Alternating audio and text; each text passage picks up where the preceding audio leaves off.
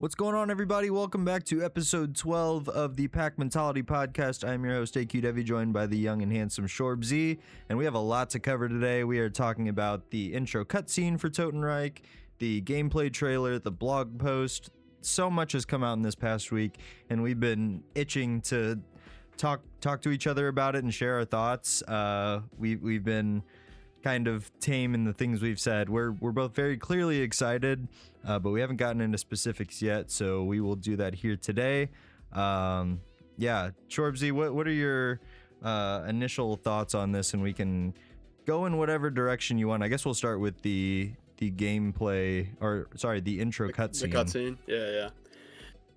Yeah, man. So obviously the people wouldn't know this, but we're recording this on a Saturday. We usually do Thursdays.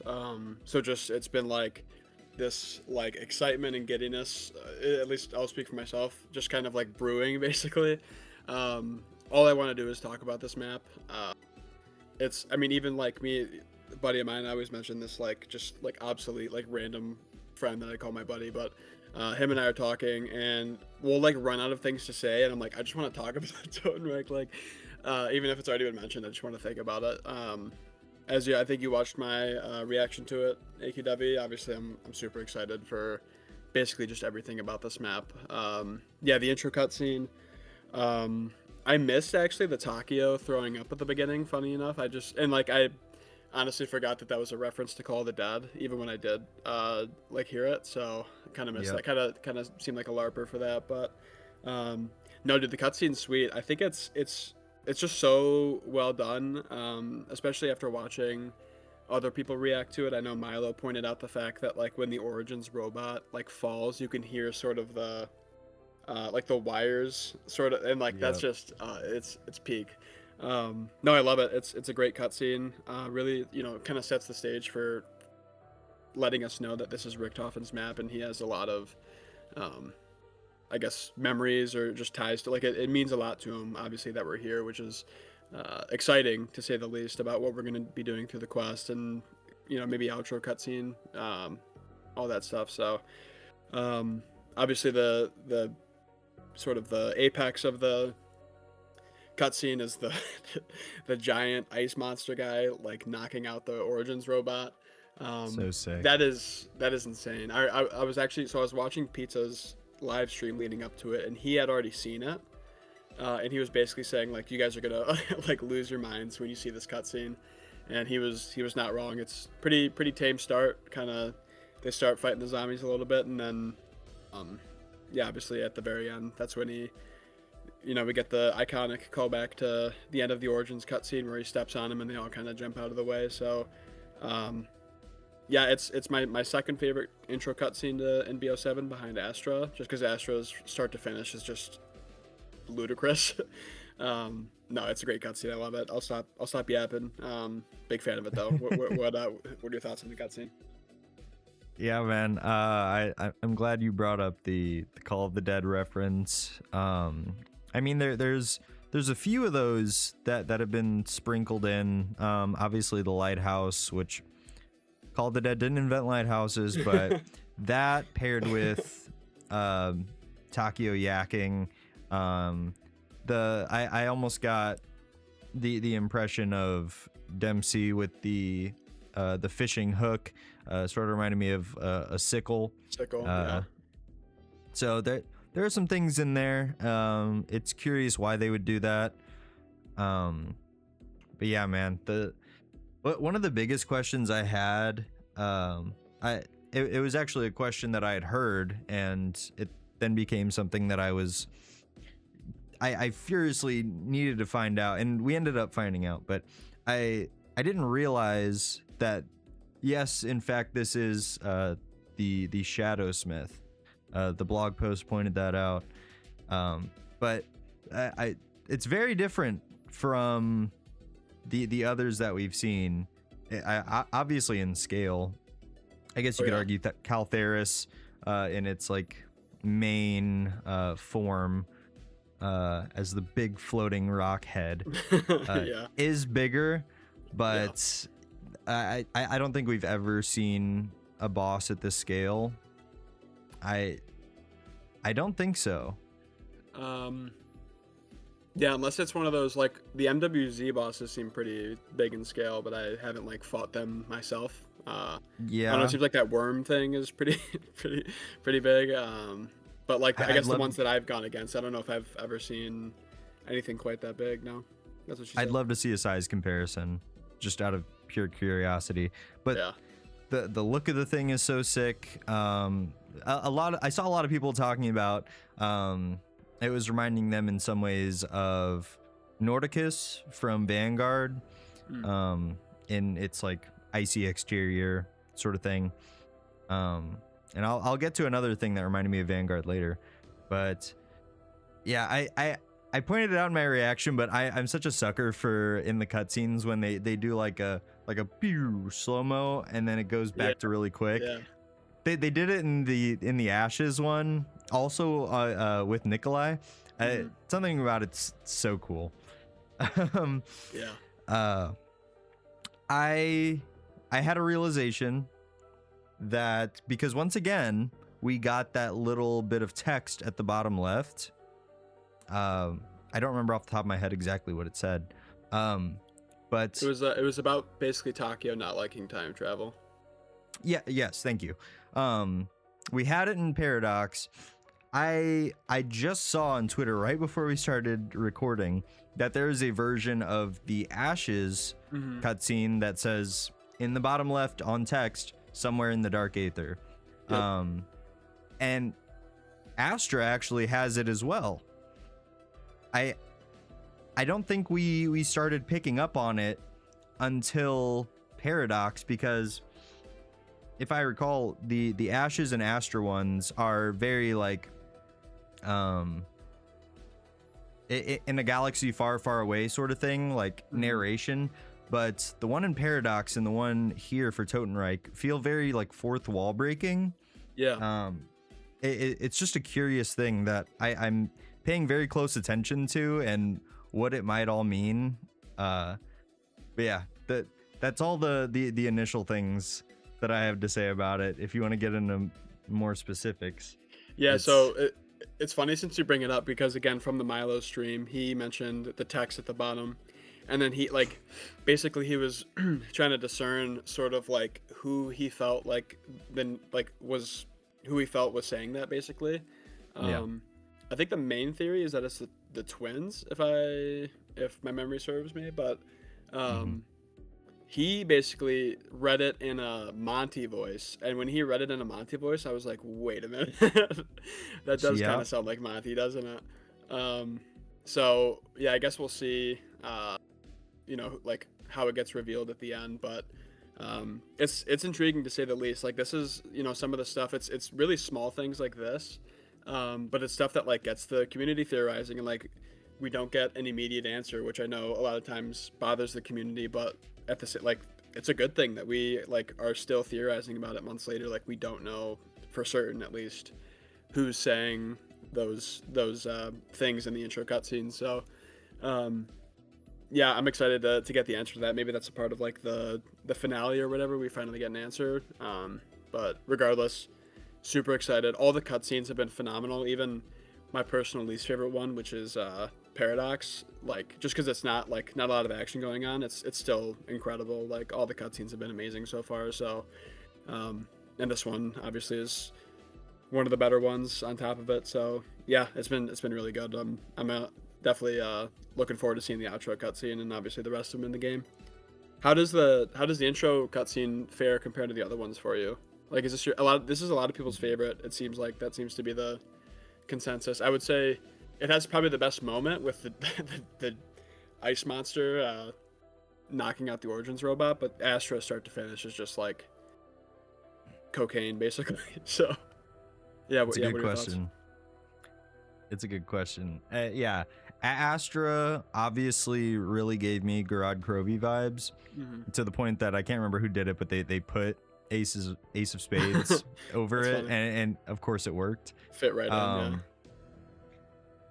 Ooh, that's tough because Ashes is our introduction to the Warden.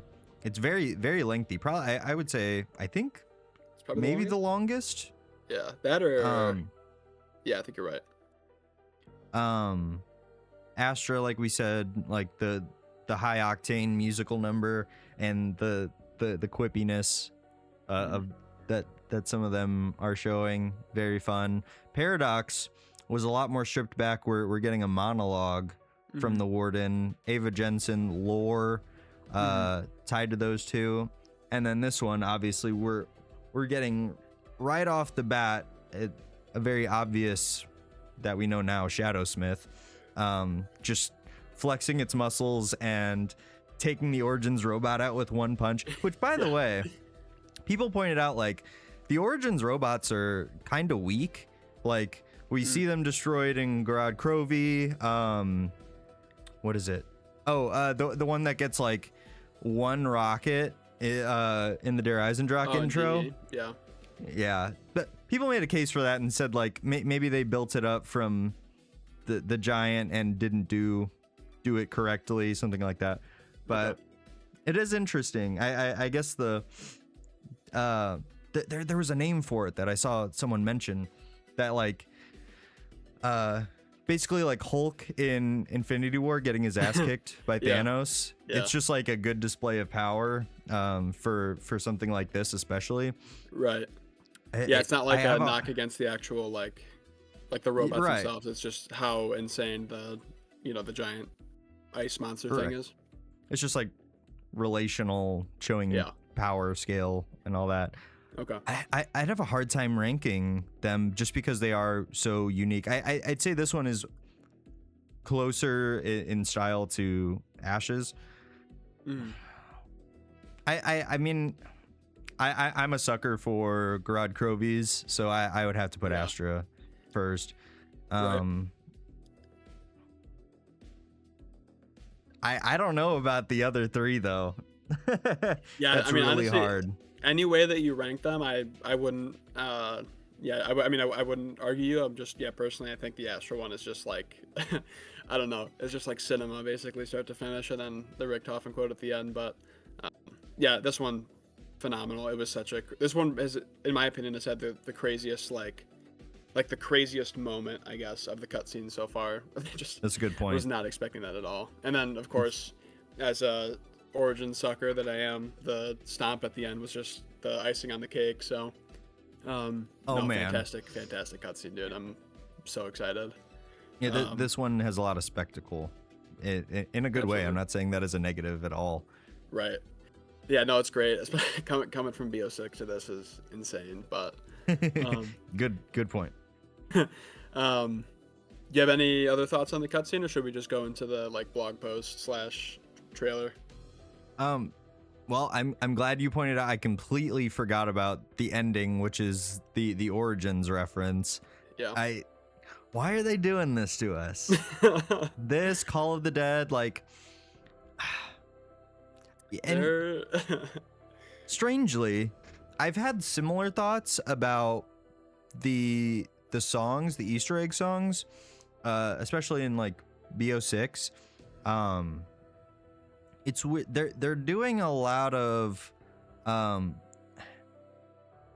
it's hard to tell sometimes what is like intentionally meant to be a callback versus what might be laziness. I'm taking it all as like intentional nostalgia and that it works for me. It could be, like in the music world, Kevin Sherwood just reusing lines. In this, I don't know. It's, but they have an argument for it, right? Like this is the combination of everything we've seen throughout the years. So nods are like meant to happen. Yeah, it's cool. I agree. I think it sort of another question I saw on Twitter was like, basically, what's the difference between key jingling and like how do we determine what's key jingling and what's like a callback essentially? And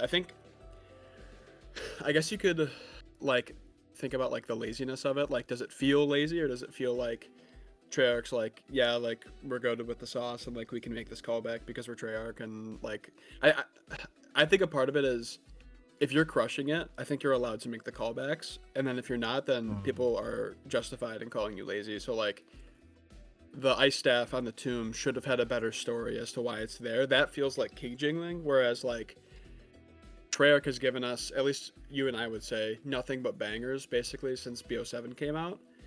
They're allowed to do the Origins stomping animation at the end. He just knocked out an Origins robot, bro. Like it's not like he just did that out of nowhere. Like it you know, at least like it's somewhat related. I think they're allowed to do that, especially with how much they're cooking. So I didn't know they were doing that with the songs though. Like he's like reusing lines and stuff, or I guess like to some extent. But they could be callbacks to like OG songs. Okay.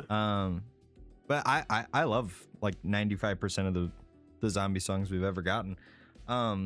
It's a good point you just said, because like it is a sort of gray area that things like that can be put in. Nova V2 actually put out a fantastic video talking about the sort of nostalgia problem of like the modern zombies, of modern zombies. And he basically said his main issue was that they aren't going all the way, that it feels like they're taking half steps in certain things, and they're not just full sending it. Okay. I feel like that might divulge into a topic for another day. Right. But the last thing I wanted to come back to before we move on is the narrating lines that we saw at the bottom left.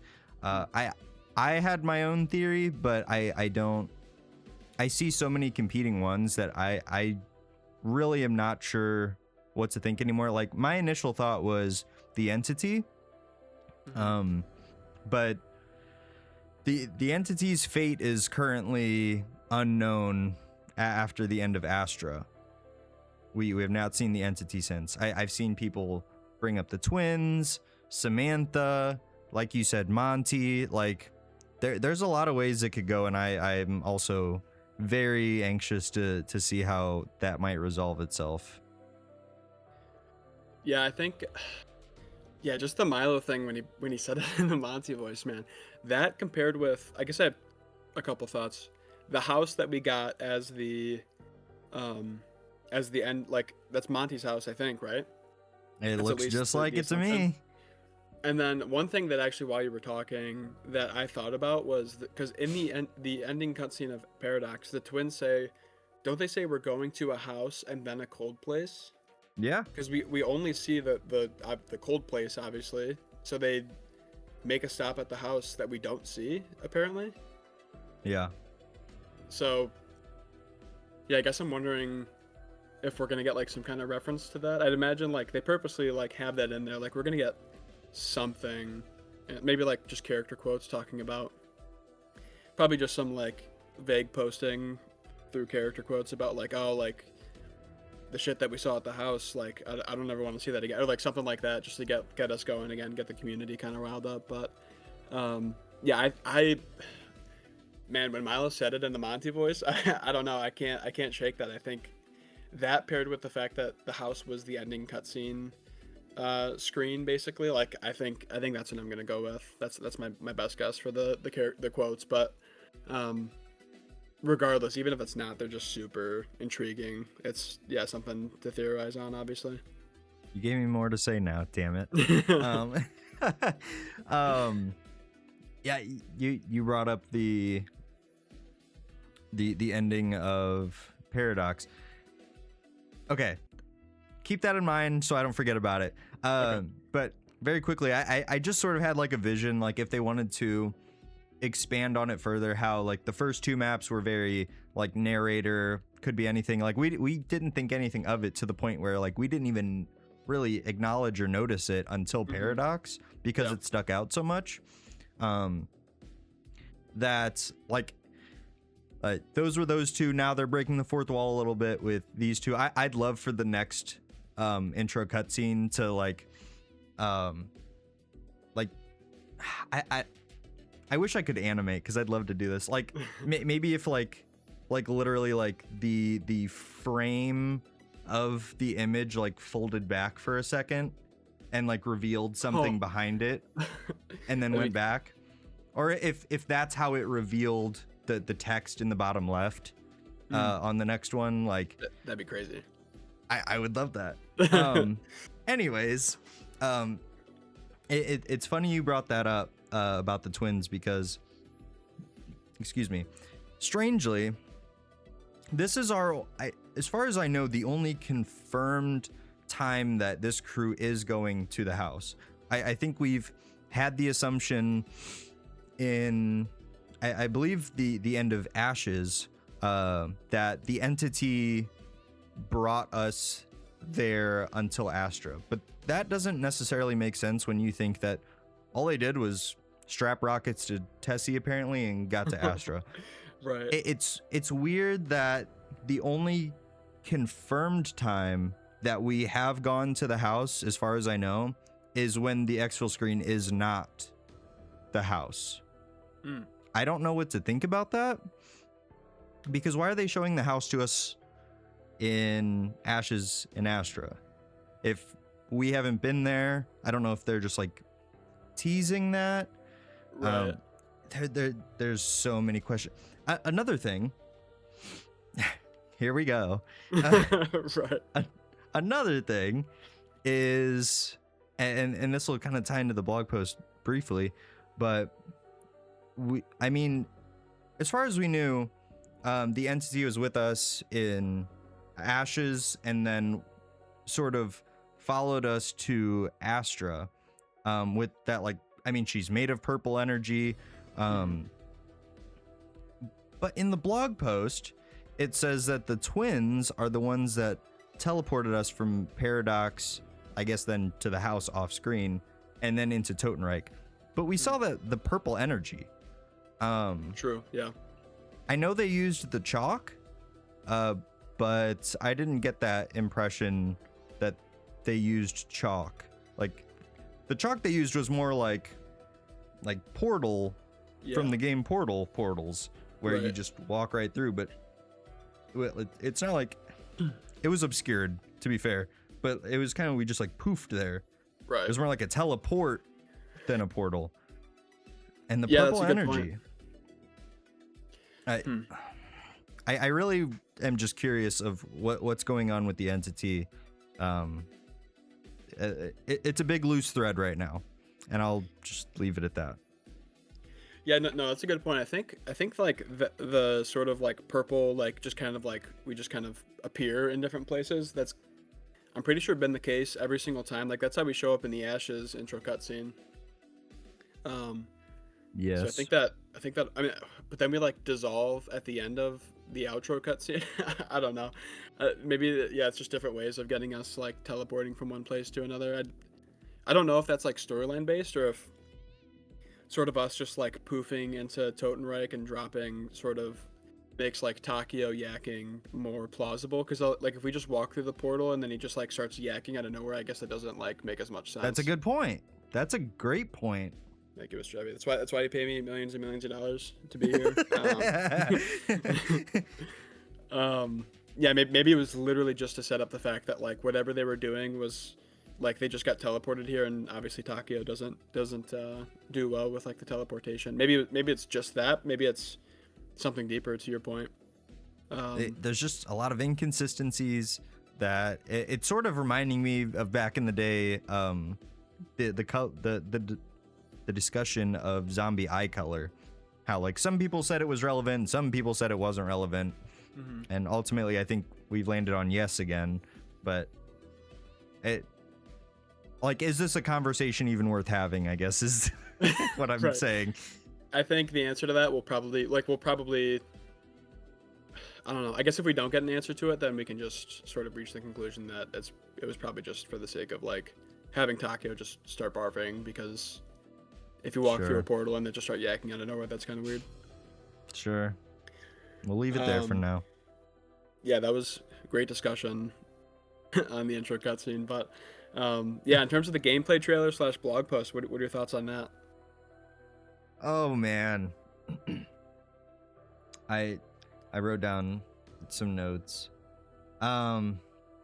Yeah, where do we want to start? Do we want to start with the Wonder Weapon, the Necro Pincer, the Frost Zombies, and like frozen rounds, the special rounds, the Wildfire field upgrade? I know you don't have, it seems like, terribly a lot to say about the field upgrade, so maybe we'll start there and progressively grow. Yeah, in terms of the field upgrade, I think this one I actually am like somewhat excited about, because not even that, like, I don't really speedrun anymore, but like for the speedrunning community, like they have, like they can use that to get like a small speed boost if they want. I don't know if they will, like if it'll actually end up being that practical, but it's a field upgrade that has a purpose. Whereas, like, I don't know, I can name like 3, maybe 4 field upgrades that have like a purpose that's so like notable that it's worth using besides Ether Shroud. So it's like Toxic Growth for early round setup on Ashes, and then I think this for speedrunning. And then besides that, I don't know why I would use anything besides Ether Shroud unless you're doing like Frenzied Guard for, I don't know, whatever reason. But yeah, besides that, like, I'm not whipping out like Energy Mine or something. Yeah, something like that. So yeah, no, so yeah, about this, I think I don't care much for the actual use of it. I just think it's sweet that we get like a speed boost essentially, and I'm wondering if we're gonna have a use for it for like the quest, but at the same time, like, we better be getting it right off the rip if there's a use for it on the quest. I know people had an issue with like Ether Shroud on Shattered Veil because that was needed for the quest, and it was sort of an issue for some people. So I'm a fan of it. It's not like a needle mover much for me, but it's one of the cooler field upgrades that we have, in my opinion. What are your thoughts? I'm just to pick up where you left off. I'm personally against the. I think I am. If I had to go one way or the other, I think I'm personally against the idea of putting any quest steps behind field upgrades, gobblegums. Yeah, something about it. I guess it's a good way to utilize like all of these systems that we have access to. It just feels. Hey, Shelly. Thank you so much for watching. We appreciate you. We'll get back to the regularly scheduled program now.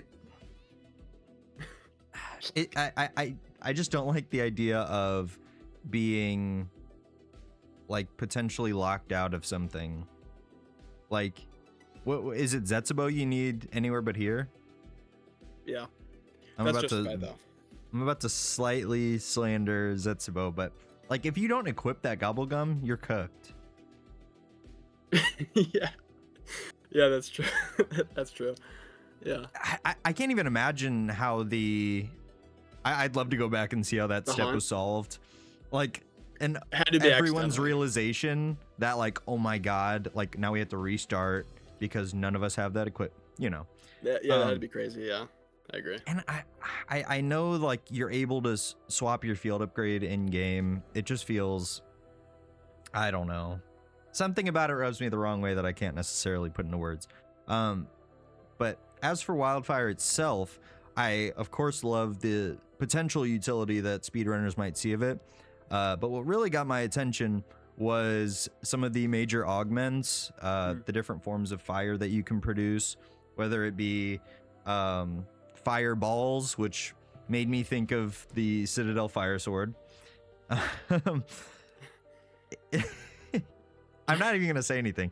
The fire pools, the fire tornado, which that sounds badass. My only and the juxtaposition of having this brand new fire field upgrade on a snowy map, I like that idea.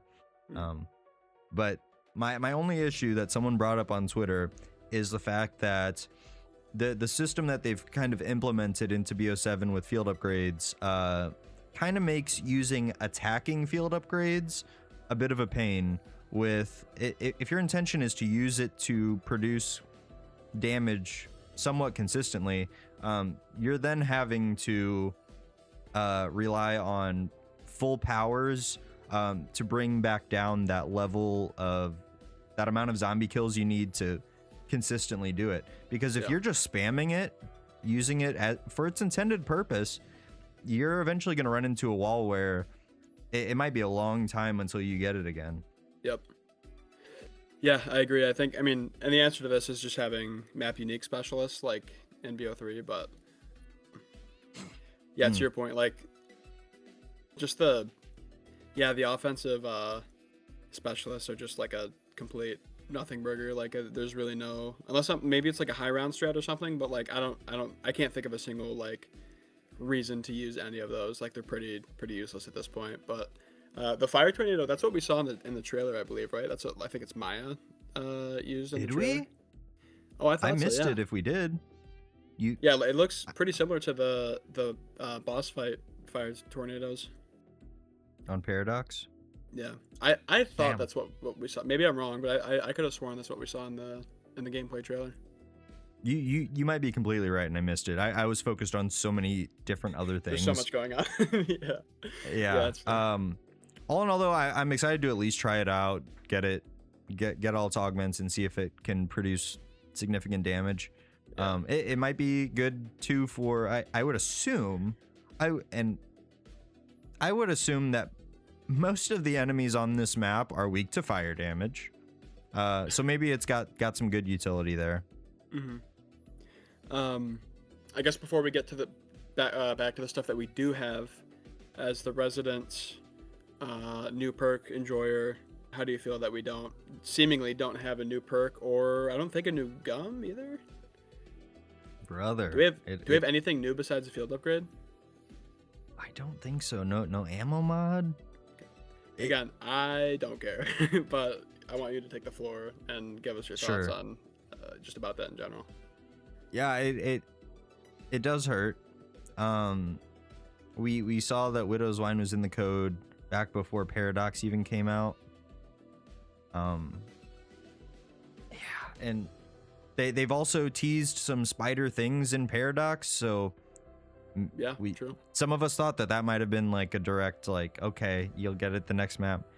Sure enough, I don't think they're holding it under their sleeve for this map. Yeah. I feel like that would have been brought up in the blog post. Yeah, I'm of the camp, the more the merrier, make us overpowered, and then by doing that, you can make the later maps in the life cycle even more difficult, and then by proxy make the earlier maps a little easier by just having all that in the Wonder Fizz and in the Arsenal machine. I think it creates an interesting balance in the life cycle. Now there is the double-edged sword of that, which is like, obviously we were stacked to the gills for like Patient 13. Like Patient 13 became our fucking pin cushion by the end of BO6's life cycle. Yeah.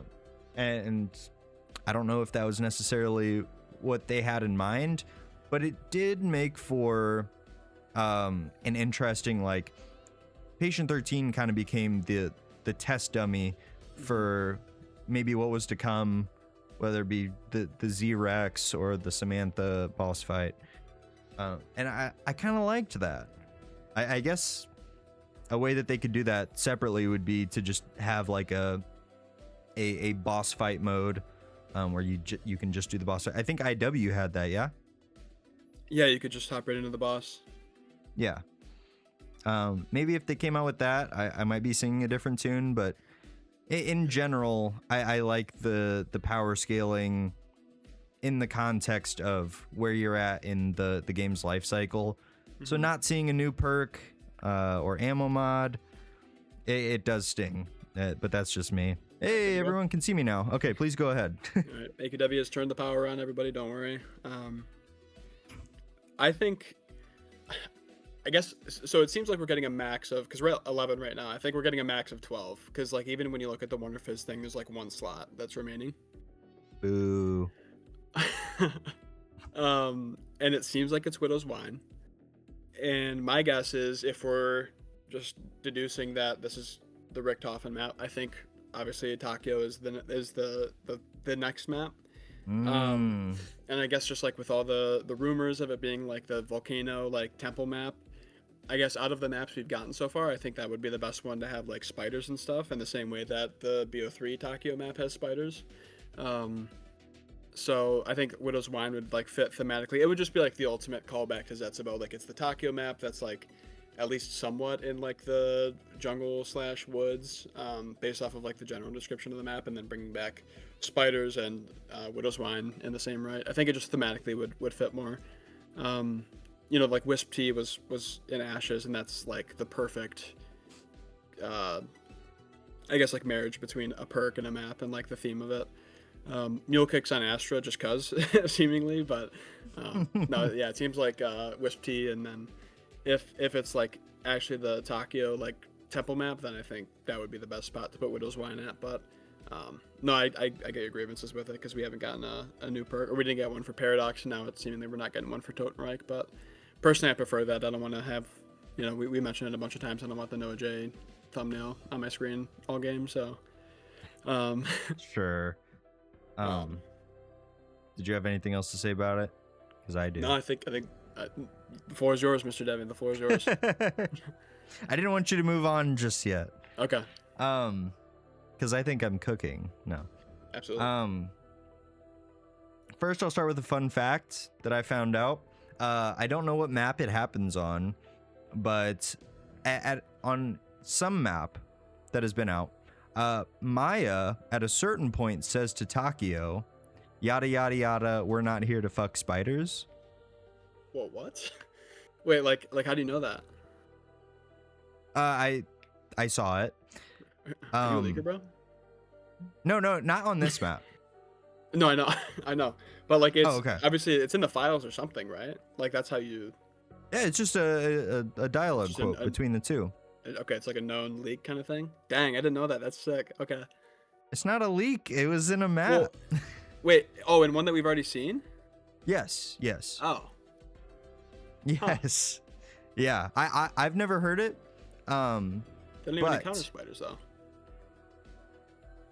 That's the thing. This thing might be twofold. One is the obvious reference to, I'm sure you know, about the Takio Zetsubo. Yeah. Okay. Yeah. And that's like the initial thing that probably most non-Australian Zombies fans would think of. And it might be one of the double entendres there. Okay. But I couldn't tell you where, but I recently found out that Australians will say, "We're not here to fuck spiders." That is a common phrase. Oh, that's actually a phrase for them. Okay. For Australian people, yes. I think it just means like we're not here to fuck around. Like waste time, yeah. Yeah. So, it just like gave that bit of dialogue like new meaning to me, and like ironically, like there may not have been any intention behind like that Zetsubo story being a part of that. Mm-hmm. It might have just been Maya like saying a thing, and it just so happened to be Takio, and that, you know what I mean? Right. Yeah, that's fair. Anyways, that had nothing to do with what we were talking about. Kind of, a little bit. Well, at first I thought you were saying that's in the files, and like I don't remember hearing that at all, and I was like, oh shit, like confirmed next map spiders, but yeah, I've never heard it either, but I'm not one to play with other people most of the time anyways. Yeah, that's fair. So that's probably what explains that. Okay. Interesting. I'll end on saying, if Widows is the one and only thing we're getting from this point on perk wise, I will be upset. Really? Because that then means I will be especially upset, because that then means the only new perk we've gotten is Wisp Tea. Mm-hmm. I've become more and more as time has gone on a Wisp Tea supporter, except for when it grabs power-ups at unjust times. Isn't but that like can't you just yeah, turn that off? Yes. There is good reason for it. It'll pick up salvage, armor plates, all kinds of stuff for you. Okay. And that allows you to save an augment slot on Vulture Aid for not needing that like where you pick stuff up from a little further away. Yeah.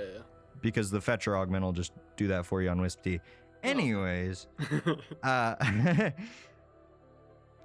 yeah, I don't like that they seemingly did it again. They gave us a brand new perk at launch and then proceeded to recycle old perks again. I was really hoping with all the dev time that we would I mean, in a perfect world, we'd get something brand new, bang, bang, bang, bang, every map. Right.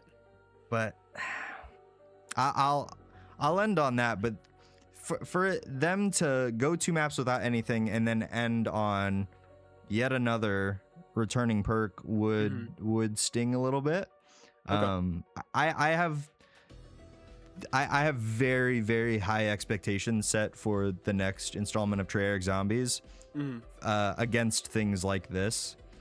That remains to be seen if those are justified expectations, but yeah, I'm hoping this is just doing what they can to get by with the 2-year split that they had to do and all of that nonsense. But yeah, rant over. Yeah. Okay. Yeah, so obviously strong feelings about not having anything besides just the field upgrade from Mr. Devi. Personally, I totally get the disappointment that you feel. I guess I don't personally, just because I don't care, it's not a problem for me. I might actually be bothered if they added another one, because then it's like 13 and it would just look weird and I don't know, not an even number. But in terms of the things that we did see in the gameplay trailer, I guess we'll start off with what's the first thing, like, in the bid? Do we see I think they sort of show us the wonder weapon right off the rip, right? Yeah. The what's that thing called? I don't have the blog post in front of me, but sort of the lantern on a chain thing that you like annihilate zombies with. What are your thoughts on that? The Jotun Star. The Jotun Star, yes sir. Wait, is it Jotun? Is it I was saying like Jotun, like an idiot. I know. I heard you in your reaction video. Yeah, if it's Norse, that's pronounced with the Y for sure. The most ignorant way of saying that. Yeah, just like how Eric was talking about Jormungandr, the snake. I believe that starts with a J. Okay. That's just a Norse thing. Yeah. Mjolnir. There you go. I don't know what that means. If you know what that is. No. Oh my God! It's Thor's hammer, bro. I'm not too big of a. I just watch Smiling Friends, really. I can see that. That's okay. They didn't reference Norse mythology, so my apologies. But yeah, what are your thoughts on the wonder weapon? Yeah. So strangely, at first, I didn't even realize until a little bit after that what I was seeing was the wonder weapon.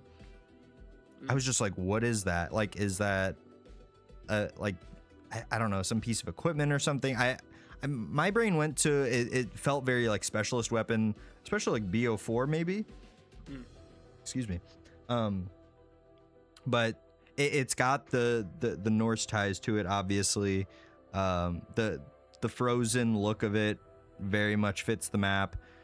I will say though, as much as I know I just mentioned that it was like BO4 specialist, in a way it also kind of reminded me of the Vanguard specialist weapons, as if I think Donuts said the same thing. Really? Yeah, so you're not the only one thinking that. Okay, cool. As if it was like imbued by some sort of Norse god. It would be really cool if this thing talked to you. Dude, yeah, that would be crazy. Or at least was like living. Yeah. Like just like alive, basically, similar to the Gauntlet as well as the LGM. I love like living wonder weapons. Yeah. Gorg effects, Gorg effects, Decimator Apothicon Shield, Servant. Apothicon Servant. Yeah. Yeah, it's something Those are about sweet. it's just kind of cool. I don't Yeah. think we're gonna see that here, but that would be very neat. The attacks though, they look. Sweet. Hey, I'm not gonna say what you don't want me to say, but it looks like a killer melee weapon. I agree. That's a good way of. Don't disrespect my swords, bro. But I am glad that they made Melee Macchiato like relevant again, basically, because like in BO6, like Melee Macchiato was only relevant on Citadel, and it was irrelevant again here in BO7. So it's good. I mean, outside of like the camo grind, but no, like this is another map where just like Citadel, like Melee Macchiato is probably one of the first perks I'm going to be getting, because when I get the Wonder Weapon, I want it to be obviously as powerful as possible. They give it like human characteristics, man. Like it has the teeth, it has Yeah. Does it have eyes? I don't have the picture in front of me. I forget. Let me look. But it has human characteristics, dude. Yeah, if that thing's like talking or like whispering or something, I'm fully on board while we're playing. It's just like, yeah, saying maybe it's like speaking, or like it's maybe related to the Easter egg somehow, in the sense that like it tells you something and you have to plug in a code somewhere. It is like the lantern itself is like a mouth. Yeah. Like the lantern is the mouth, and then it's got eyes at the top. Yeah, if yeah, that thing's man. alive, bro, it's sick. And like the animation looks sweet. It's gonna look even better with like the Pack-a-Punch camo on it. But like, dude, what a unique. Like we were talking about all these like Norse like swords and stuff, and they were like, nah, bro, like lantern on a chain, and like see what happens. It looks Very sweet, interesting. bro. Yeah. Hopefully, nothing it's like we've ever seen. Yeah, it's super unique. That's the one thing. If nothing else, you got to give Treyarch that they're like going bonkers with these wonder weapons. They're all, I mean, obviously the Wonder Guy not so much, but yeah, super unique for sure. Do you think it's like a part of the main quest like all the other ones, or do you think it's going to be kind of a separate thing? I think I vote yes. It just seems to be a theme. Yes. Yeah. It probably is, especially with how much it fits the vibe of the map.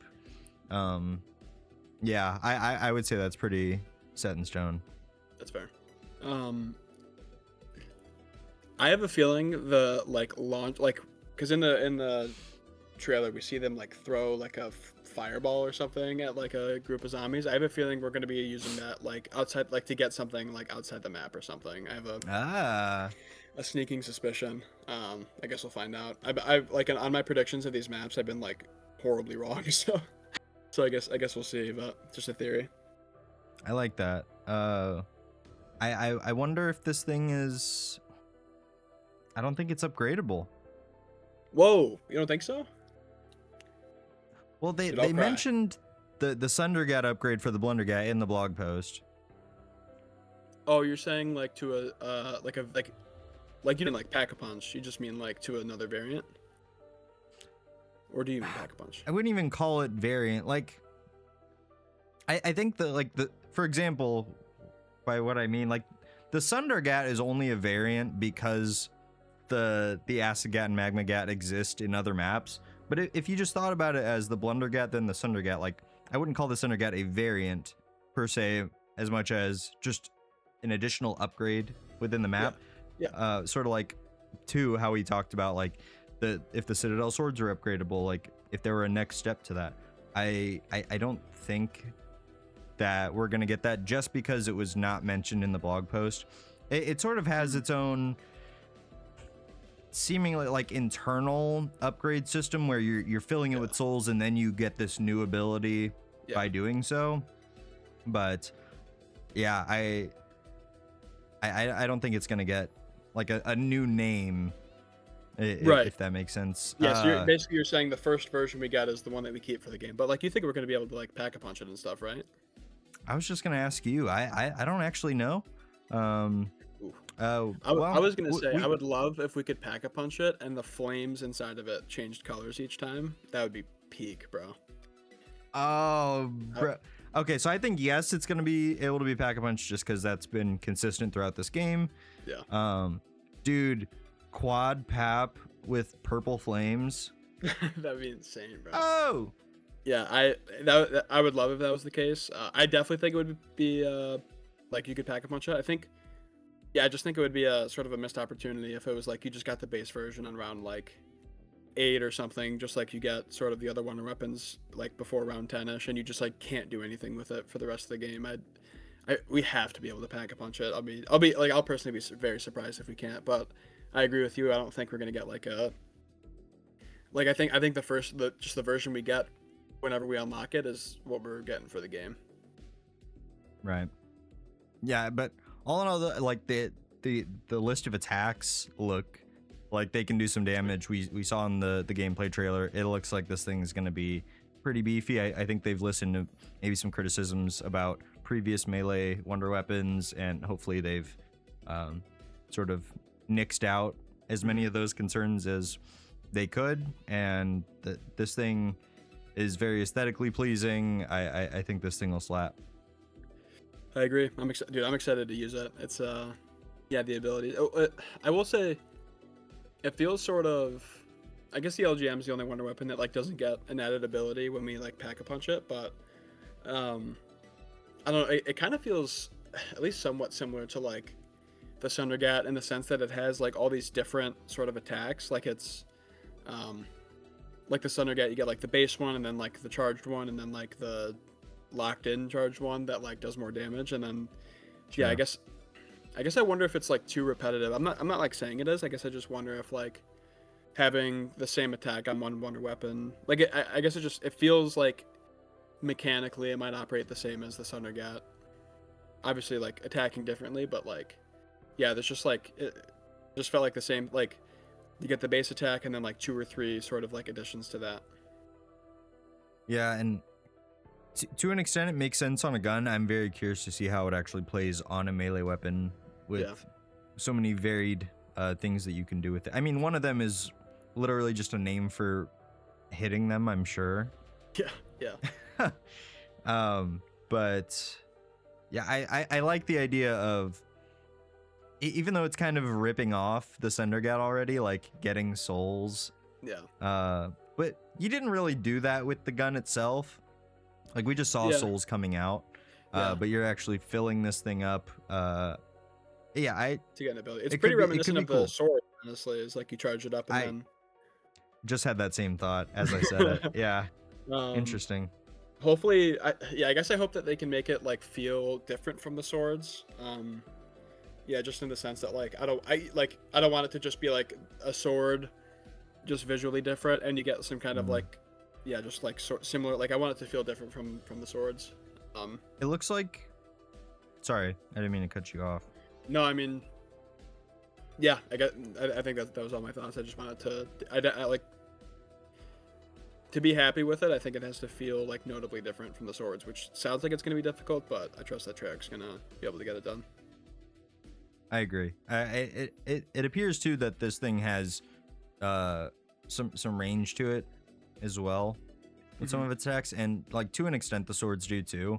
But I hope we're able to like throw the thing out pretty far for it to be considered a melee. Oh, you're saying like just the melee attack has like to have like range to it, you're saying?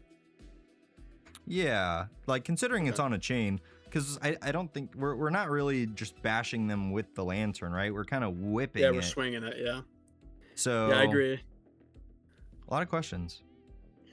Yeah, I'm hoping it's a small thing, but if I would like for it to be powerful enough to just have a high round strat where you're just sitting in a corner swinging it, like just brain dead, swinging it back and forth and just not even thinking about like having to move around, at least until like the 50s. But obviously I've been saying that for every wonder weapon. I just want it to be overpowered. I guess to put a bow on this particular topic, if you have nothing else to say, I want this to have a unique ability with the quadruple pack-a-punch.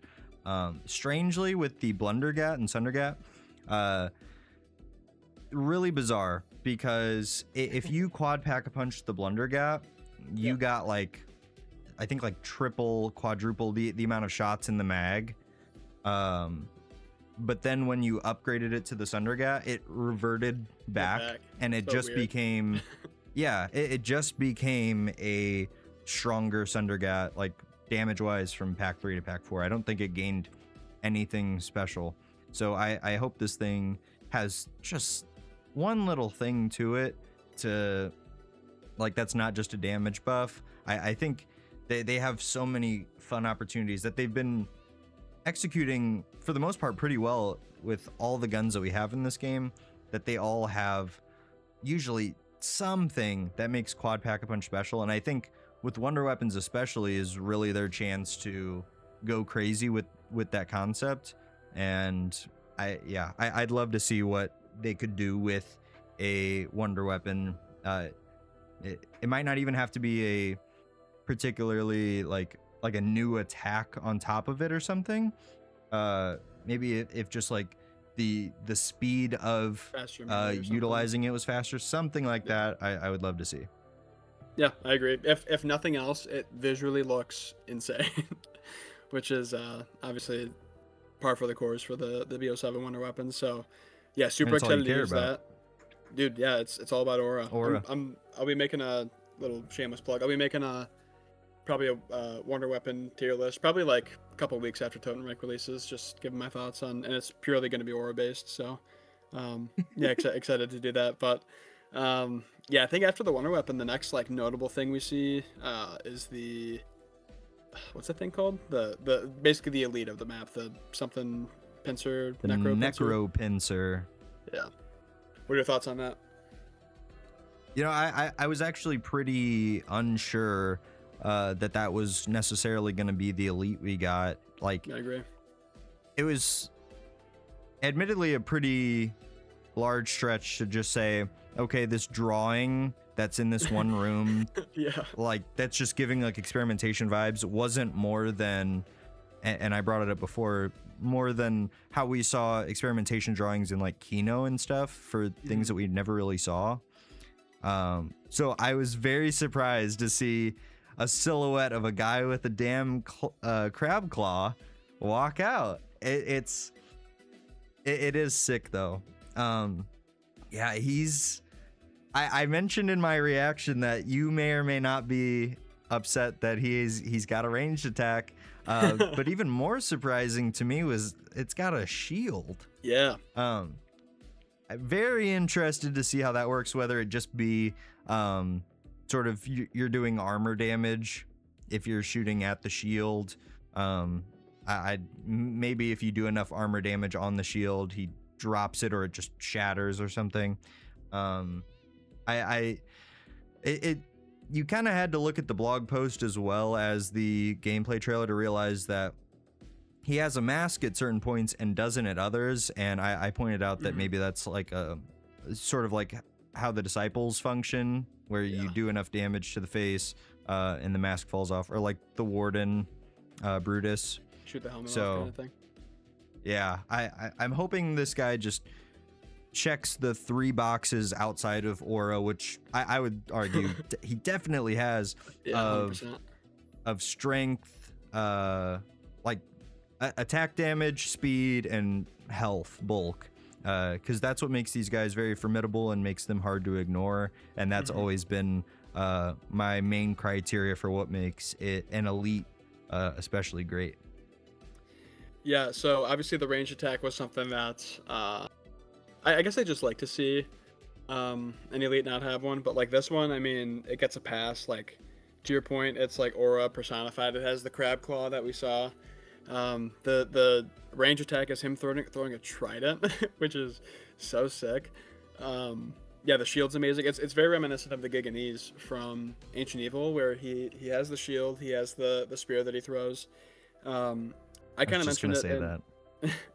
I kind of mentioned it in my video where it's like the Xursa is like crazy offense for an elite. Like it just attacks and attacks and attacks. Oscar is a lot of defense. Like he'll like zap you, I guess, and he'll kind of make the zombies go after you. But like the second you shoot him, it's like shield goes up. There's like UFOs around. Like it's more so like he's like saying like basically you just can't kill him. Like it takes forever to kill Oscar. So we kind of got like the two ends of the spectrum in the first two maps of the game, and then this one seems like it's right down the middle, where like he has the shield, so he'll defend himself, and he also has the trident, and like I'm sure obviously, well, actually it says if you get close, he like slams you. Like, are we gonna get an animation where he like grabs us and like slams us on the ground? I don't think we Just actually grapples. do. Yeah, he just literally just throws you, like he just does the what is it? Is it? I'm not super familiar with superhero movies. Is it like somebody gets like grabbed in like a Marvel movie and just like slammed back and forth on the ground? Like that's imagine he just starts doing that to you with the crab claw. But no, this is a sweet combination of offense and defense. I think it's sick. Like visually, it looks sick. It sounds like he's gonna play really cool as well. I'm hoping we can do something with the trident. It's not my idea. I think Milo said it'd be really cool if we could like pick up the trident and like use it as some kind of like melee weapon or something for the egg maybe. Ooh. But dude, this guy, he just like, this is a sick elite. We're getting some unbelievable elites in BO7. It's really cool. Yeah, the aura is absolutely there. It had some interesting lore in the blog post as well. It called it an undead Viking warrior spirit, also known as a Draugr, which I'm somewhat familiar with Draugrs in name, but they were basically sort of zombie-like creatures in Skyrim. They hung out in catacombs and stuff. Okay. But what interested me was like this thing was basically like a Viking zombie, and then Group 935 went and experimented on it further. So I don't know how much of. I assume the crab claw probably wasn't there to start, but yeah, it's like I don't know, the lore of it is pretty damn neat, and I think that adds to its aura, of course. Yeah. I love the idea that you mentioned of being able to grab its trident somehow. I kind of like the idea of like popping pieces off of an elite for an Easter egg quest. I know to an extent that does kind of time gate the egg, like needing a UFO from Oscar, for example. Like you have to wait until Oscar spawns in to even do that, or to kill it. Same thing. I know that there are some criticisms there for that, and I definitely understand that. I guess it all depends on how early this guy spawns in. Probably around what, 16? Yeah. I mean, if that's, I guess that was the thing with Zursa, but for Oscar it was like right when you turn the power on. So that's true. I guess we'll find out. Yeah, but yeah, I like the idea of popping pieces off and having to utilize it. It just adds to that like ecosystem of a map, like all the moving parts kind of talking to one another.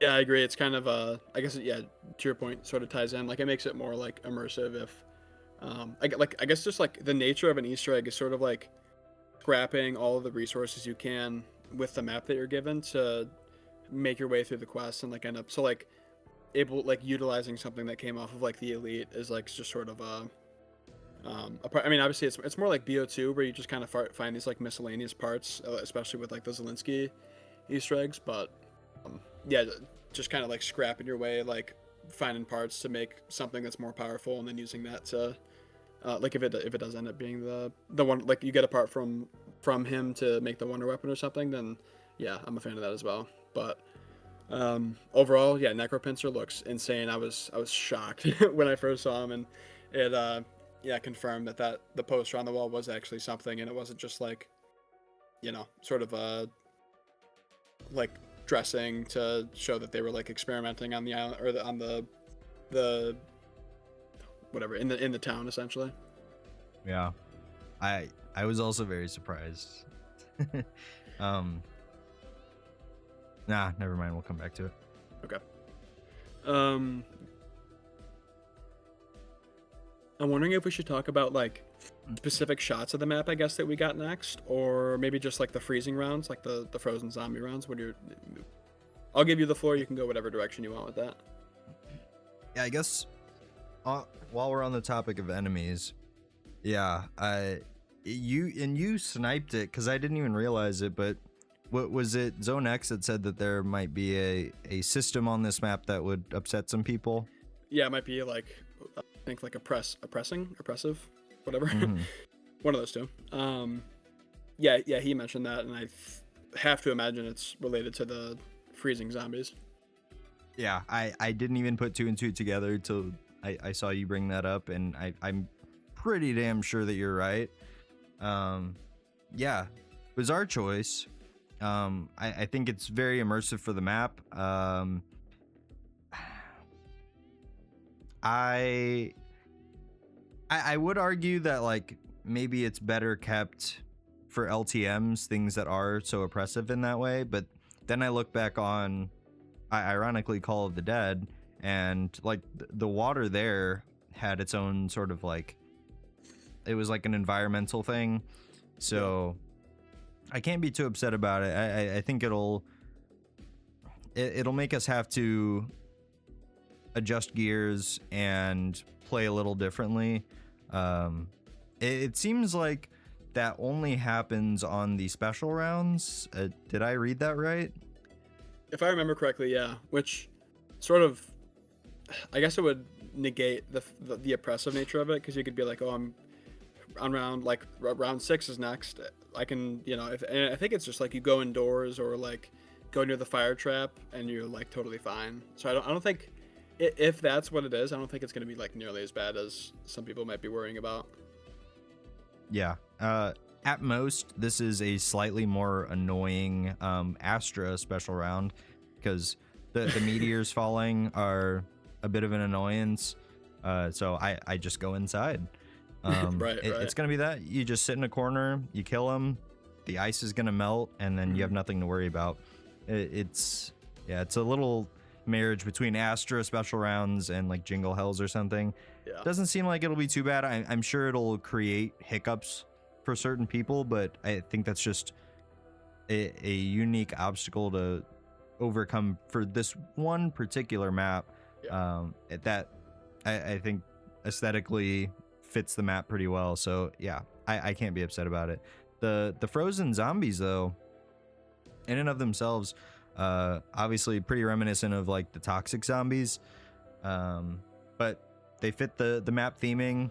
I wonder if they are the type to swat at you or run up and explode all over your face and then you freeze. I don't know their entire function, but I'm sure they'll just be weak enemies that'll group up on you. Just sit in a corner and take them out. It is what it is. Yeah, no, I personally, I'm a big fan of the frozen rounds. I don't even think I would complain too much if like we got it periodically during like a regular round. It just kind of adds to like the immersion of the map, and like I've said a few times on the podcast, like Modern Zombies is just pretty easy in nature, or by nature. So I guess I wouldn't find it too problematic if we had some kind of like quote unquote oppressive mechanic to one of the maps that like fits the theme and all that stuff that you mentioned. And then the frozen zombies. One thing is that it seems like at least when you kill them, they explode, and they sort of create this area of like a slowing down effect. So like I think that's like the thing to worry about with the frozen zombies, is just making sure like if you kill one, then like you're not going to be able to outrun. Like if there's like a horde of them, you kill one, you got to make sure that you're not in like that radius, or maybe they can gang up on you pretty quick. So still pretty reminiscent of the toxic zombies. I would say at most my biggest complaint is they're not very creative.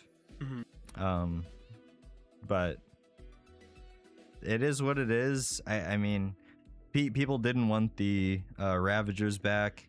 I think we're probably done with those. Maybe we'll get them in the very last map if we go to the Warden's Lair or something like that. But yeah, it's unfortunate that the specials of this map and the previous map with the shock mimics, obviously, that might be a different case because it didn't really fit anything. But yeah. it it's a slight annoyance, but I think the fact that the special rounds have that unique obstacle to them as well, it'll feel fine. Mhm. Not a big issue. Yeah, I mean, and I guess that's kind of just assuming that they are going to operate mechanically same to the toxic zombies. Like, it's not a guarantee that they do. I would agree with you and sort of make saying that it's likely that they operate somewhat similarly, but I guess we'll just have to wait and see in terms of that. But I guess at the very least, it's a reskin, and they didn't just like throw them into the map Right. and tell us to deal with it. So, yeah, I guess we'll see how they play and just how oppressive the like freezing effect is. I guess on the topic of the freezing effect, do you think that we're going to be able to go into the water on this map? And if we do you think that we're going to get like a freezing effect similar to Tog and Call of the Dead? Yeah, you asked me last week about swimming. Um, Yeah, so this is it's a good less, I guess, like question. swimming and more so like just walking in the water, basically, to get from like one area to another or something. No, yeah. I'm wondering now if they could do it a lot of different ways. And this is hopefully answering both your question this week and from last week. Um, because they could do it where, like, the water is. They could do it where the water is always fine to swim in. The water's only fine to swim in on non-special rounds, and then if you get in the water, it starts to freeze you like Call of the Dead. They could do it where normally the water freezes you like Call of the Dead, and it's completely unaccessible on special rounds. There are a lot of different variations about how they could go about it. Hmm. Yeah, dude, I said it in my reaction video. I really hope we can go in the water. I just think that it would just add a level of like just a unique, I guess, experience. Like we haven't really like been near water in any of the other maps, and especially if it has like a freezing effect, it's just another like unique mechanic that you can that like the map would add. Obviously, it's not like game breaking or anything, but it's just cool. I think it's a neat aspect of Call of the Dead and Tog, how like you can't stand in the water too much. It's just another thing to be like mindful of while you're playing. I ragged on swimming in zombies last week. I will say the only thing that will be acceptable to me, if swimming is in this map, is if the necropincer chases us and is Ooh, quick with it. I it, that'd be it terrifying. I'm imagining like you having to traverse through the water and he's just down there like Just an not letting up, like dude, just that'd on be your so ass scary. still. Oh my gosh. That would be neat. I would be cool with that because then at least it has some obstacle other than like zombies trying to throw meat at you and stuff. Yeah, or like freezing. Yeah, yeah. No, that's fair. Um, I guess that kind of ties into the discussion of like the different areas that we saw. Obviously, we don't know if we're gonna be able to go into like the water or not, but yeah, in general, like any like cool rooms or like notable things that you noticed while you were watching the gameplay trailer. A lot of people have pointed it out, but it's that like wooded room. I think you had you had a Yeah. strong reaction to it. Yeah, and it sort of gives like Norse like cabin vibes. But obviously with 935 occupying that area, we know that there's probably a darker twist, lore wise on in that specific section. Yeah, that is by far the spot that stuck out to me the most. Yeah, I think it was. I think it was two separate rooms, but they sort of have this like warm, like yeah, just like warm feel to them. Obviously, in comparison to the otherwise freezing map, um, pretty similar to like when you go into like Samantha's room in DE, and it's like it just has a nice like orange glowing kind of warm feel to it. And that's just like a cool. It's always a cool contrast when you see that when like one room feels super different to another, and it seems like that's what we're getting with Totenreich. Yeah, there's just like it seems like every aspect of the map is going to feel different from another. You have like the robot head like factory place, just like the general town, I guess. It seems like those I don't know, like I think one of them it's just like, I guess to your point, kind of seems like a cabin or like similar to it. The first one that we see looks like a ritual room of sorts. Yeah, it just seems like it's not just going to be like one map and the entire thing feels, well, obviously it's one map, but like the entire thing feels like it's all like, I guess the same, like one room to the next doesn't feel different from another. It seems like it's the shots that we got, it all looks, it just, everything looks interesting. It's one of those maps where you're going to want to like look around a bunch while you're playing it, because it seems, yeah, super interesting, like I said. It looks large, it looks diverse. We didn't see it, but I'm very curious. Do you think we're going to be able to get up to or even into the Fallen Origins robot? Ooh, that'd be sick.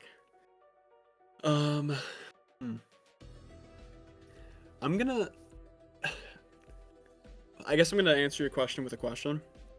Okay. Because in the cut or in the trailer, we see Carver shoot a zombie with a sniper, and originally I thought that was like just some tower. But if you like slow it down, it's actually an Origins robot head that he's sitting inside of.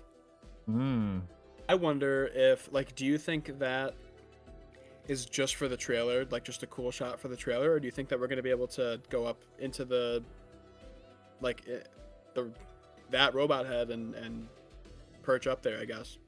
You're gonna make me have to look at it again, to be honest, because oh, that's loud. Because I know what you're talking about. I remember Carver uses a sniper. Okay. All right, that's definitely an Origins head. Yep. Definitely.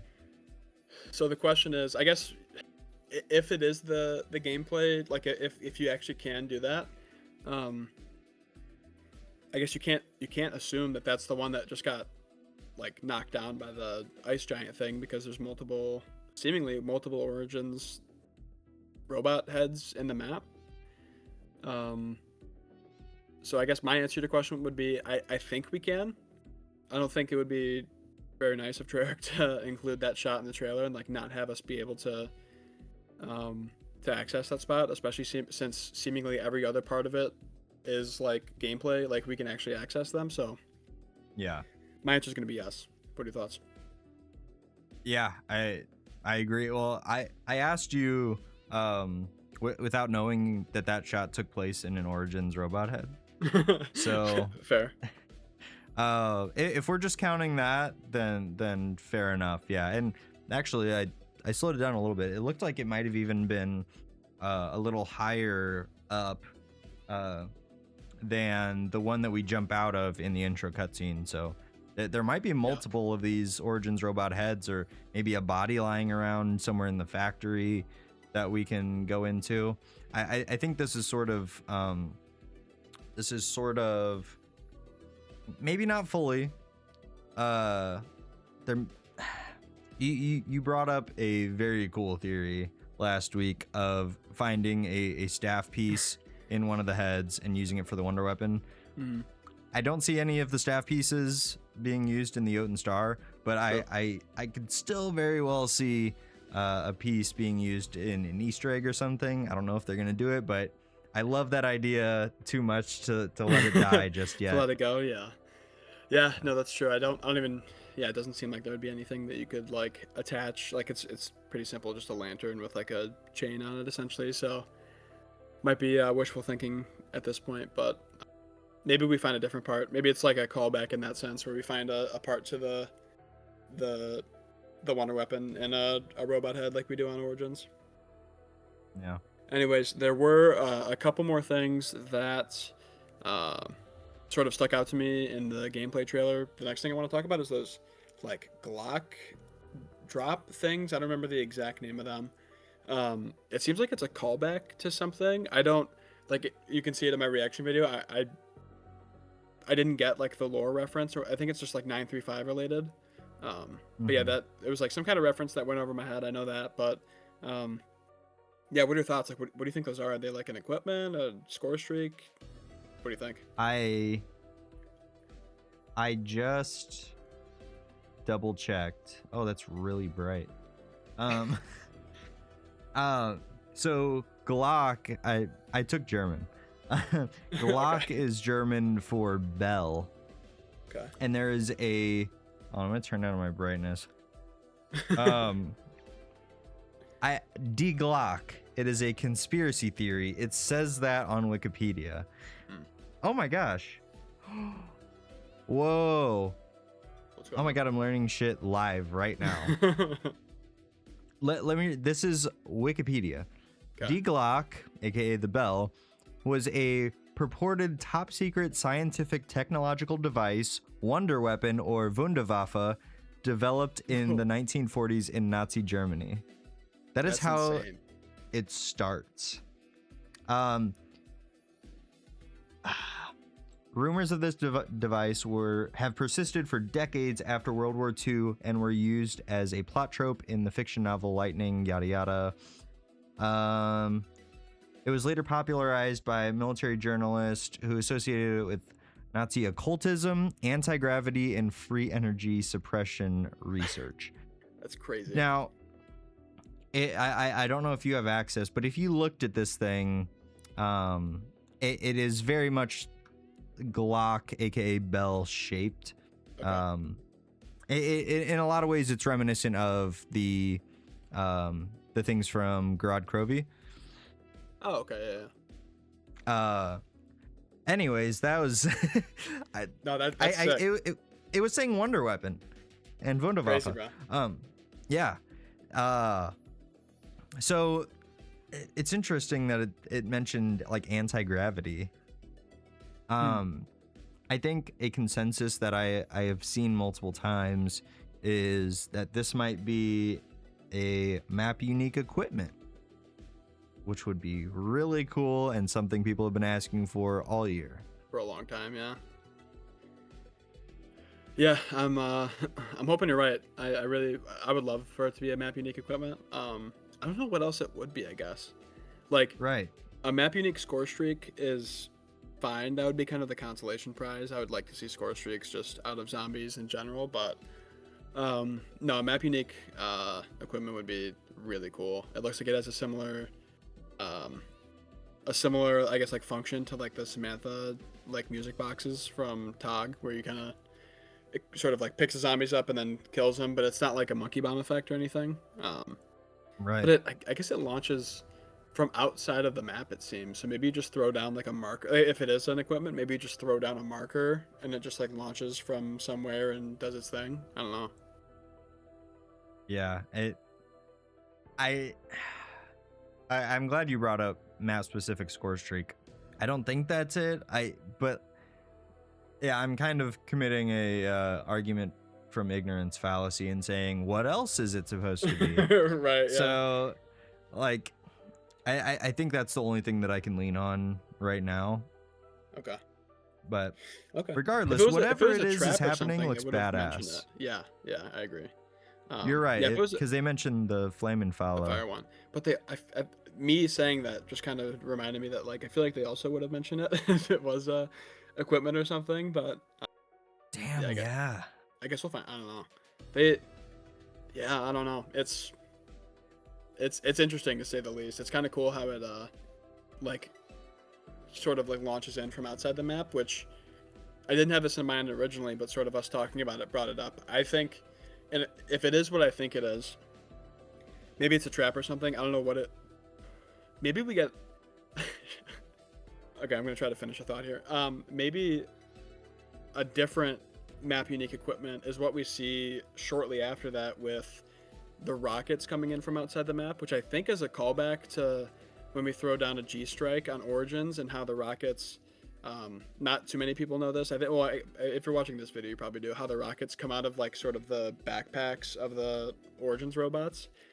And since we're on a map with a bunch of downed Origins robots, I think it's pretty sick that if that is an equipment or something, that like that's where those rockets come from. If you remember that from the trailer, like shortly after we see the, like it's basically right before we see Richtofen walking up to the boss fight. It's like the rockets sort of like shooting in from outside the map. Does that ring a bell at all? Sort of. Okay. It sounds badass. I like that idea. That's a good like connection you drew with the robots themselves. I would love I'd be if that down was for the that. case. If that was a unique equipment, like if we just get like G strikes, I would so take that. That would be incredible. If we just got G strikes back, I wouldn't even care that it was reused equipment. I'd be so hype about that. Yeah, I definitely agree. And with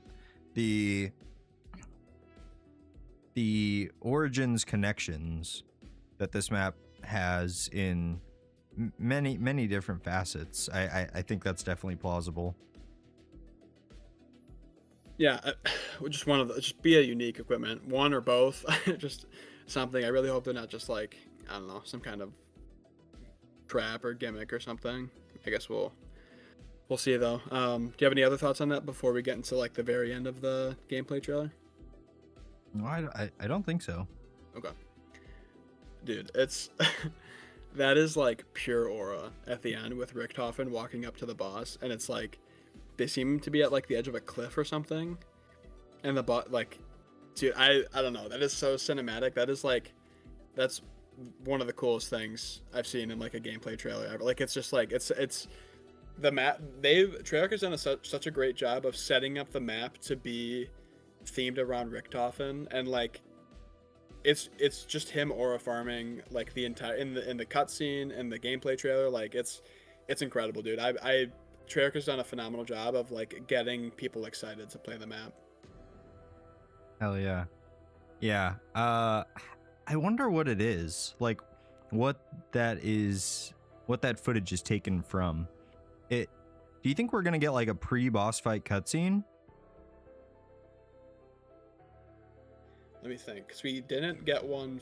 Yeah, we haven't gotten one. I mean, we've gotten like, I don't know, like small, like not actual cutscenes, but like just small little like not gameplay related things, like Vaetherion, how you just kind of like look up at the top and it like zooms out, like just a quick thing like that, not like a true cutscene. Yeah, that's not what I'm talking a little more like Terminus or Like Shattered Veil. Zerek. Yeah.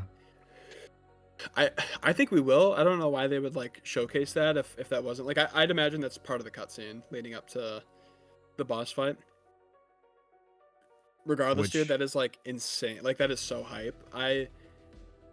One like, not like fear, but it's a tiny thought in the back of my mind where I really hope they didn't like just make the ice monster thing like huge for the cutscenes and stuff, and then have it be like Guardian sized from Citadel. Like I hope it's actually as big as it's like being presented in the cutscenes.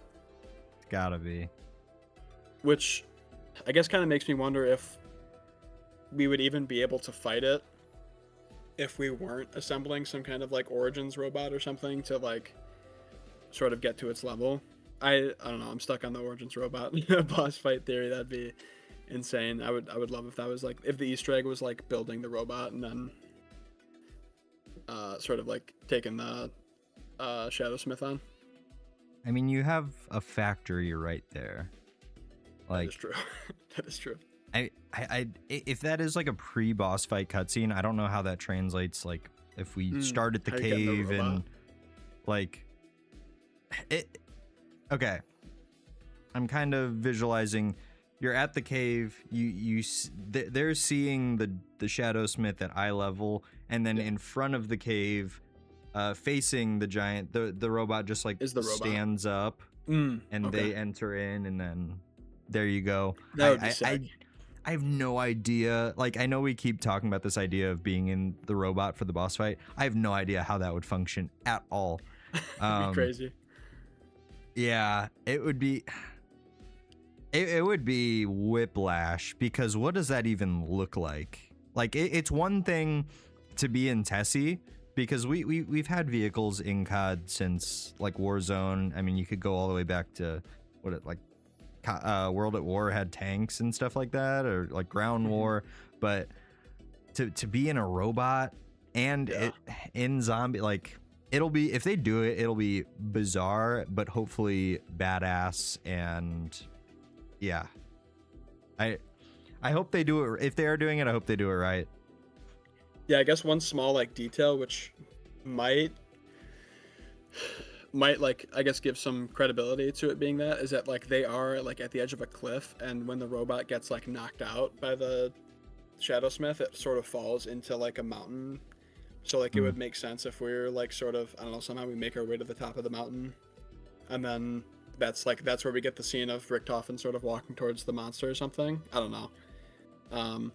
Regardless, even if we don't get the Origins robot fight, like this is visually at the very least the coolest looking boss we've gotten in forever. Like BO6 had some really sweet boss fights, but I don't know if like, I don't think any of that, I mean Z-Rex and Patient 13 and stuff are sweet, but like they're not nearly as like grandiose as this one, if that makes sense. Yeah, I mean just the scale of the thing. I would like to point out that you, in some form or another, kind of almost got your Yeti wish, because this guy is Yeah. very much giving that to some extent. So Yeah. props to you. I mean, yeah, it's close for sure. It's definitely didn't have the shoot, what's that thing called? The something pincer, necro pincer. Yeah. That's definitely not a Yeti, but yeah, to Yeah. your point, the boss fight is I guess like yeah, Yeti-esque, at least in like sort of like how they would be built. It's just massive compared to anything we've seen in Zombies before, seemingly. It's a large, hairless Viking Yeti. Yeah, I'm excited, man. It's gonna be sweet. Hey, where are we at?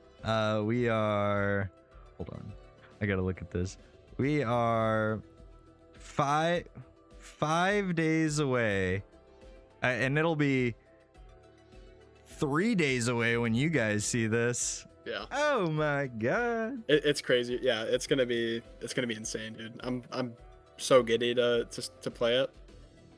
By the time you guys are seeing this, if you watched it right when it comes out, 5 p.m. Central Standard Time every Monday, that's less than 72 hours before the maps launch. So that's crazy, bro. Dude, I'm so excited. Oh my even gosh. Milo is excited. I mean, Yeah, I don't know what that says. He's so hype, and it's good to see. It's so much fun when like the big content creators are excited. Especially like in contrast to how people were feeling about Paradox. Like people were in the dumps about Paradox. Like you and I were leading the positivity charge, maybe alongside MZC and Jeff. But no, this is different. Like this is, could you argue this is the most, like even more hype than like launch? Like people are man, jonesing about this map, dude. It's really sick to see. I mean, the last thing that like really just puts this map at a certain special hype level, I don't know where exactly, but anything to do with Richtofen lore, I'm here for it. I said it before, I'll say it again. Like he is just such a diverse, not only because we've seen multiple versions of him, but like it is a layered character that when they tell a good story surrounding him, and maybe not just him in it, which was sort of how BO6 was to an extent, it usually just hits because he's a layered character is the best word I can use, and I'm very curious to see, because we don't know a whole lot about this Richtofen necessarily. Certain details, some problematic details maybe, but to put him in his like his hometown, so to speak, yeah, he had a very specific look in the intro cutscene of a certain horror. Yeah. And I'm curious to see how that manifests in dialogue and Easter egg steps and all that stuff. I'm so excited, brother. Dude, it's a good time to be a Zombies fan, to say the least.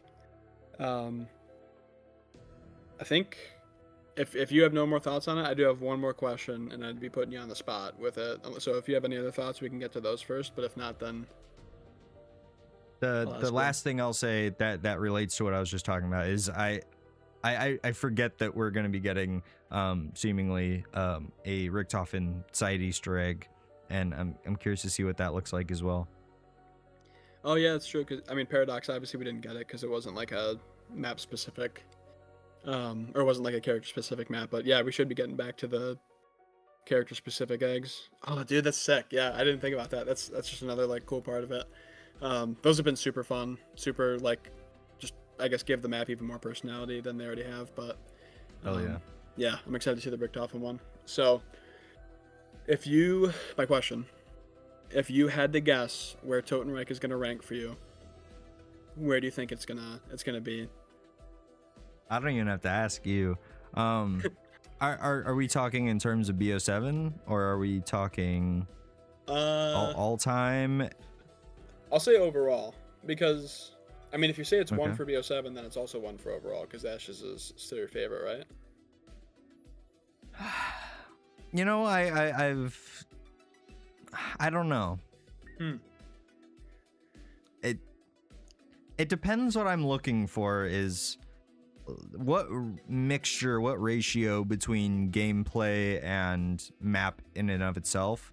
Okay. So that map ranking will never come because I can't sit in one spot for too long because then I'm like, Yeah. oh, but I love these ones too for other reasons. Making a tier list is just such a lose-lose situation because you're like, no, this map isn't below this one, and then yeah, you kind of go back and forth. So As soon as you make it, you're like, wait.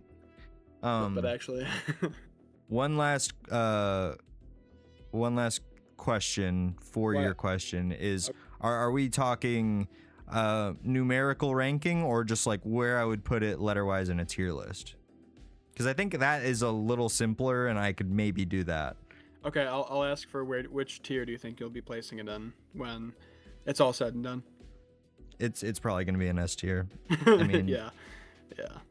it's I don't know what's all in my S tier, but it's looking pretty damn good. I would put Paradox at least in A. I shouldn't say at least an A because I don't think it would necessarily be an S, just because it is a reused location almost entirely. But they did so many damn things right with that map.